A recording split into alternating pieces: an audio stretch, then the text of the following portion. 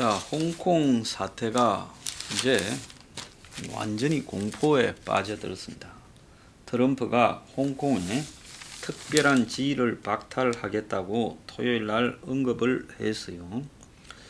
자, 그런데 이 자치권을 침해한 홍콩과 중국 관리들을 제재하겠다. 중국군과 연계된 중국의 대학원생을 입국을 중단시키겠다. 미국 입국을요. 홍콩에 대한 여행을 갖다가 지금 이렇게 못하도록 하겠다. 그리고 미국 정시에 상장된 중국 기업을 조사를 하겠다. WHO와의 관계도 종료하겠다. 이렇게 이야기를 했습니다.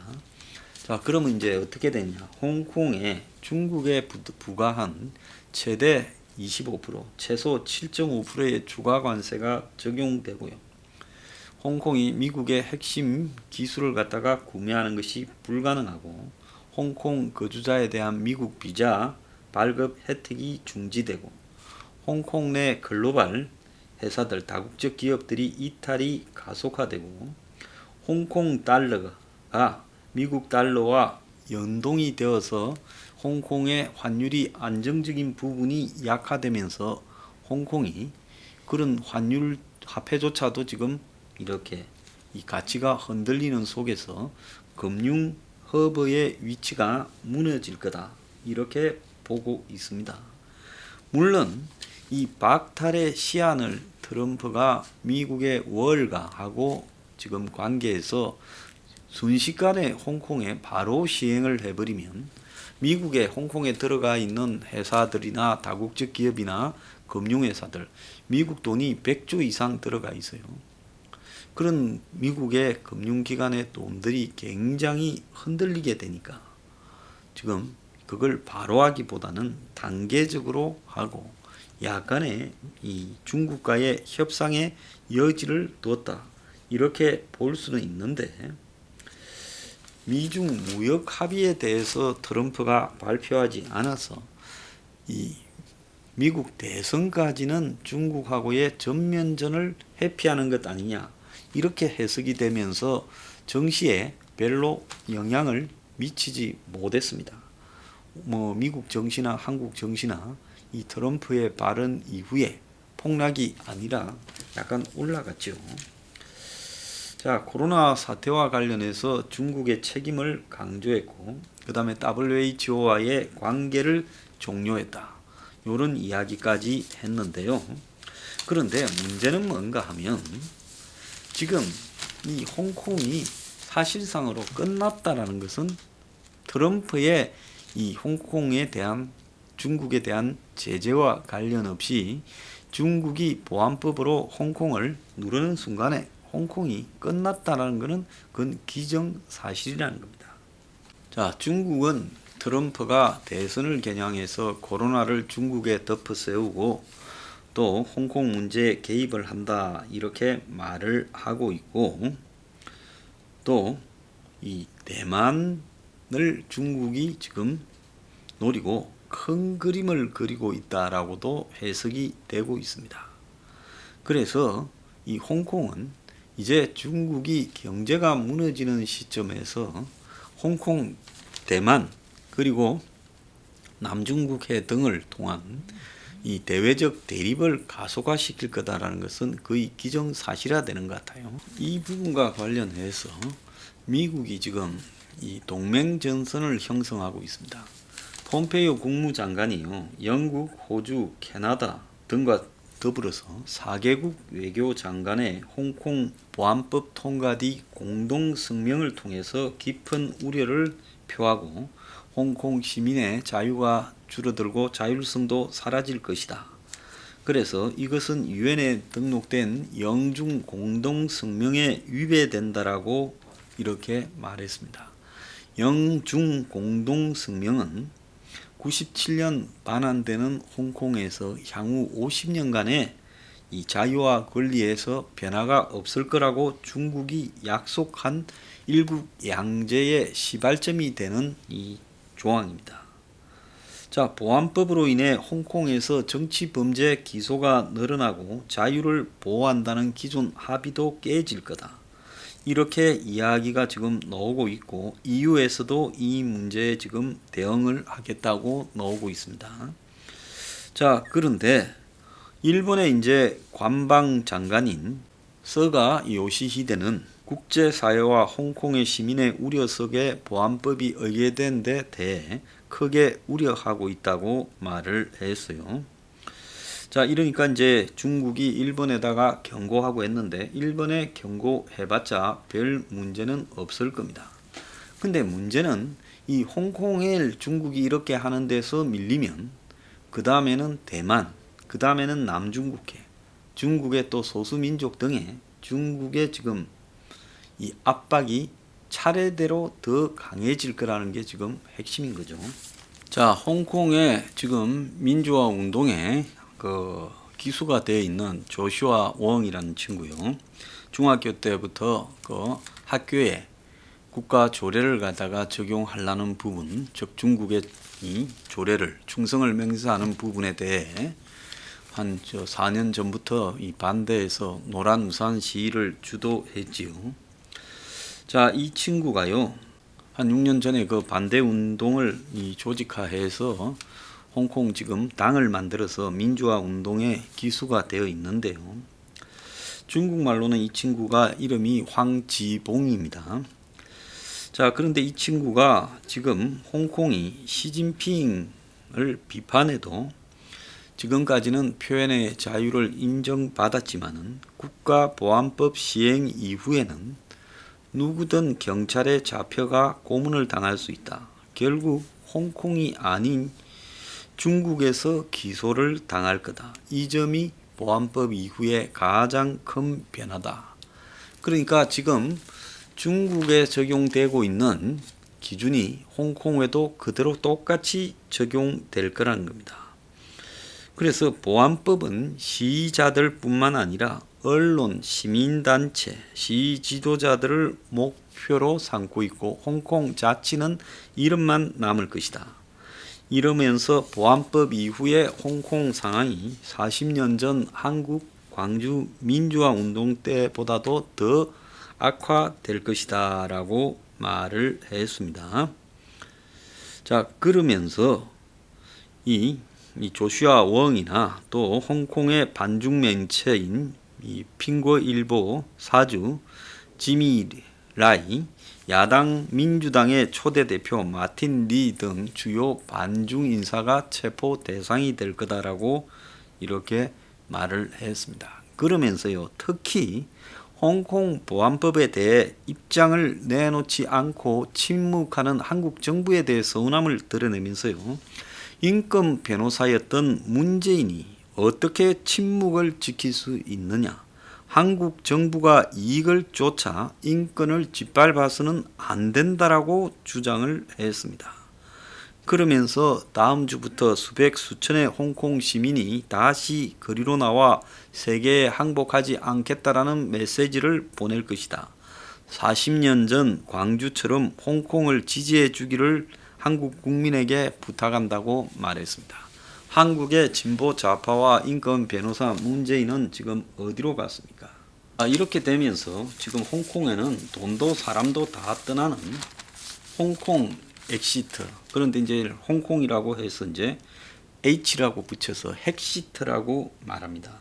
그래서 홍콩에 지금 특별 지위를 박탈하겠다라고 말을 한 이후에 자본 인재의 탈출이 가시화되고 있다라는 겁니다. 그래서 달러가 이 동이 나고 환전소에는, 그러니까 전부 홍콩 돈을 달러로 바꾸려고 하고, 지금 홍콩의 집값이 세계적으로 비싸기로 유명한데 이거 홍콩 집을 다 팔고 가려고 주택 급매가 시작되고 있고, 그래서 지금 2, 3분마다 이민을 이렇게 하는 업체에는 곧바로 지금 이민을 갈 수 있는지 지금 전화가 빗발치고 있다는 겁니다. 이민 컨설턴트들한테요.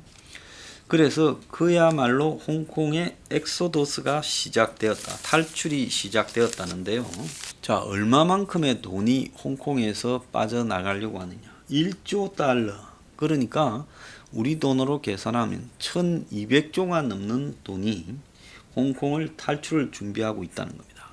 그럼 이 돈이 어디로 가겠어요? 멀리로는 못 가겠죠. 또 중국 자본하고 연결돼 있는 게 많으니까요.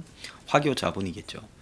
그러니까 화교가 하는 싱가포르나 세계 2위 시장인 일본 도쿄로 가서 새 금융 허브에 정착하려다라는 겁니다.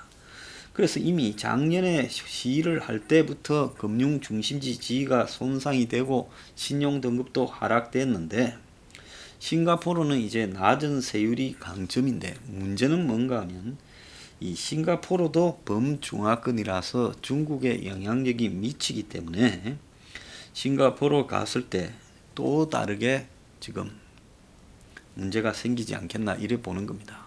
그래서 중산층이나 이제 서민들은 대만으로 가려고 해요. 부자들은 대만으로 갔을 때 대만도 위험할 수 있다. 지금 중국이 대만도 건드리지 않겠냐. 더 멀리 가야 된다 해서 호주, 캐나다, 미국 쪽으로 지금 가려고 하고 영국으로 가려고 애를 쓰고 있지요. 자, 일본이 지금 적극적으로 이 홍콩을 자본을 이탈한 자본을 유치하려고 하고 있는데요. 자, 노무현 때 지금 한국이 동북아시아의 금융 허브 운운하면서 인천 경제 자유구역 등을 언급을 했습니다. 자, 2003년부터 금융 허브를 언급했지만은 세계 금융 지수가 33위. 아직도 관치 금융을 벗어나지 못해서 한국은 홍콩을 대체할 도시로도 언급조차도 안 되고 있다는 겁니다. 자, 홍콩은 지금까지 반항 협상이 난항을 겪던 83년 천안문 사태가 벌어진 89년, 97년 반환 때 세 번에 걸쳐서 약간의 탈출이 있었는데요. 자, 이번에는 이제 보안법이 통과되자 중국 사람들이 이걸 너무 잘 아는 겁니다. 지금 환전소에는 장사진을 쳐요. 홍콩 달러는 이제 끝났다. 미국 달러로 바꾸려고 난리고 이민업체에는 전부 몰려오고 지금 이런다는 겁니다. 자, 중국은 지금 홍콩에 대해서 금융 허브니 이런 거 필요 없다. 해군 기지 항구 역할만 하면 된다라고 이야기까지 하고 있어요. 자, 한국이 그동안에 무슨 온갖 이런 세계 IT 금융 허브를 지향한다고 선전을 해댔지만은 홍콩 사태에서 한국은 거론조차 되지 않고 있습니다. 시진핑이 지금 저렇게 강수를 두는 배경에는 코로나 사태 이후에 중국의 민심이 굉장히 악화되고 있어요. 코로나 이전에도 중국의 경제 상황이 이렇게 성장이 더뎌지면서 불만이 가득 차 있었는데 코로나를 겪으면서 굉장히 좋지 않아지고 있죠. 자, 이런 상황 속에서 시진핑은 탈출구가 필요했는데 그걸 갖다가 중국 민심을 달래기 위해 타협보다는 투쟁으로 단결을 갖다가 도모한다. 그러면서 세계 지원인 미국에 대해서 지금 시비를 걸어서 결국 중국의 주권을 지키겠다라는 부분을 의도적으로 과시하고 있는 걸로 보입니다. 자, 이건 투키디데스의 함정이라는 부분에 나오는 거죠. 항상 지환에 G2가 도전하게 되면서 전쟁이 발생한다. 그래서 예정된 전쟁이라는 그런 이 책도 있지요. 자, 그런데 미국의 트럼프도 이렇게 만만하지 않는 겁니다. 중국과 미국 중에 어느 편 할래? 다 줄 서라. 이렇게 이야기를 하고 있어요. 자, 한국의 한국 기업 평가 기관인 지금 한기평은 중국 회사채 디폴트 증가 맞지만은 경제 위기는 아니다라고 이야기를 하는데 오늘 신문에 보면 회복이 더딘 중국 경제 제조업 지수 반등에 실패했다. 5월의 제조업 PMI가 구매 관리자 지수가 50.6이 나오고 있다. 그래서 예상보다 매우 지금 중국이 회복이 더디다. 우한 봉쇄가 되었던 또 나머지 중국의 각 성이 봉쇄가 되었던 2월이 35.7인데 3월이 52 그리고 4월이 50.8 5월이 50.6으로 좋아지지가 않고 있습니다. 자, 그래서 해외 수요도 줄어들고 있어서 수출도 잘 안 되고 있다.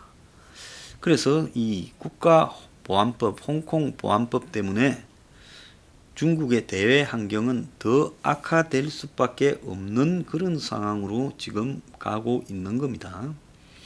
자, 이에 따라서 결국 홍콩이 몰락하면서 중국 경제도 이제 완전히 무너지는 지금 상황으로 가는 것 아닌가, 이렇게 좀 봐야 될 것 같아요. 홍콩 시대의 생각은 홍콩을 위기에 빠뜨려 중국에 타격을 주는 전술을 갖다가 지금 쓰고 있는 걸로 보입니다. 그러니까 옥새작전이죠. 우리도 죽을 거니까 너네도 죽어봐라. 그래서 치밀한 계산하에서 하고 있다라는 겁니다. 그래서 중국 경제에 타격을 주고, 지금 무역전쟁 속에서, 미국과 무역전쟁 속에서 중국 경제가 굉장히 슬럼프인데 금융시장에도 거품이 끼어 있는데, 그런데 여기에다가 지금 이 홍콩을 위기에 빠뜨려서 중국을 치명타를 주는 이런 전술이 결국은 중국 공산당이 인민을 배불리 먹이지 못한다는 성과주의의 패배를 만들겠다. 그래서 홍콩은 극단적인 이 람차오 전술이라고 이야기를 합니다. 이거를 써서 중국에다가 다윗이 돌팔매로 한 대 제대로 미겨가 골리앗을 쓰러뜨리겠다. 자, 이렇게 가고 있는 걸로 보여요. 자, 그래서 중국은 아마 제가 생각했을 때 이 홍콩 보안법으로 참다 마지못해 이제 강수를 뒀는데, 이 강수가 중국 몰락의 시발점이 될 거라는 것은 제가 확신합니다. 어디서? 경제적인 몰락이 이제 다가오고 있습니다. 몇 년만 고생하면 홍콩은 괜찮아질지 몰라요.